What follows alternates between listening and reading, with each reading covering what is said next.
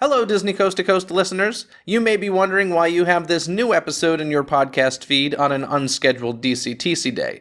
It's because I have a project to announce that I've been working on for a long time. Some of you may know that back in 2014, when I began Disney Coast to Coast, I had never even listened to a podcast. True story.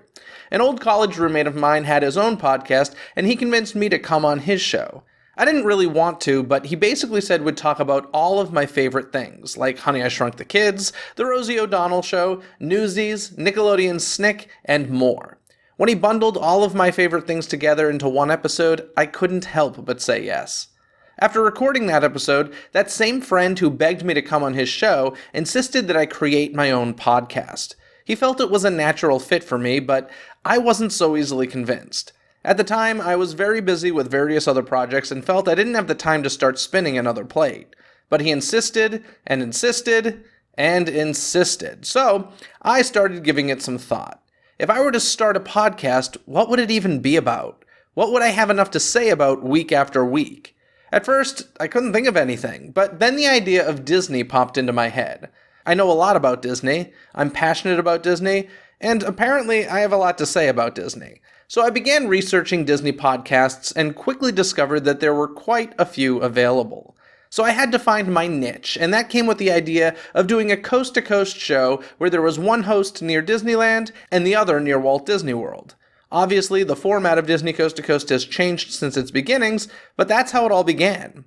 Now, 5+ years later, Disney Coast to Coast is bigger and better than ever, thanks to all of you. I couldn't be more grateful that you take the time to welcome me into your earbuds week after week. My podcast has given me more than I could have ever imagined. I started it because I simply have an innate desire to create new content to share with the world, but it has become so much more. It's pretty amazing to look back and think about the Golden Globe winners, Oscar winners, Disney legends, and storytellers I've been able to sit down with and have in-depth conversations. There's that popular question people ask, if you had the chance to have lunch with anybody living, who would you choose? To me, that's what my Dctc interviews are. There's no food involved, but the most appealing part of that question really is who would you like to sit down with and pick their brain? I'm so grateful for the opportunities I've had to pick the brains of such talented, creative, and oftentimes brilliant people. But the benefits of podcasting hasn't stopped there for me.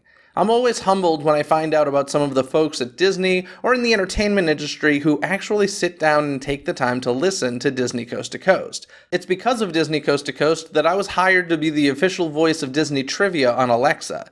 A Disney cast member heard my voice in the podcast and felt I would be a good fit for their Alexa project based on my voice and Disney knowledge. That's kind of unbelievable. It's because of Dctc that I've been asked to come and moderate panels at large conventions in front of huge audiences. These are benefits that I could have never imagined coming from a podcast.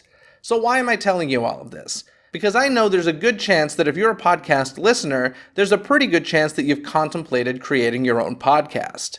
I know this is true because one of the most common questions I'm asked from your emails is advice about creating your own podcast.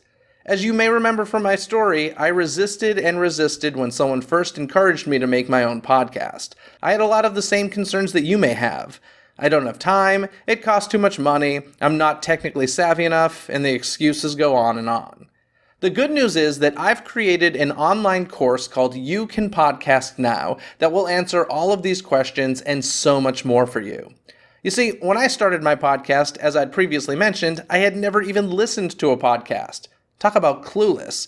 I had to do tons of research and spend a lot of time and money doing it. So that's why I created this course. I wanted to save anybody interested in creating a podcast a lot of time and money. In this course, I literally share my computer screen with you and show you step by step how I produce Disney Coast to Coast week after week. So if you've ever considered creating your own podcast, the time is now. The benefits I've previously mentioned haven't just happened for me. It's happened for a lot of podcasters. Plus, I haven't even mentioned the amount of like-minded friends you'll make in the process. Along with the course, there are tons of bonuses that come with it. If you're even considering starting your own podcast, I encourage you to visit youcanpodcastnow.net for more information, and I'll even give you some free bonuses there just for checking it out. That's youcanpodcastnow.net. So no more excuses. You can podcast now.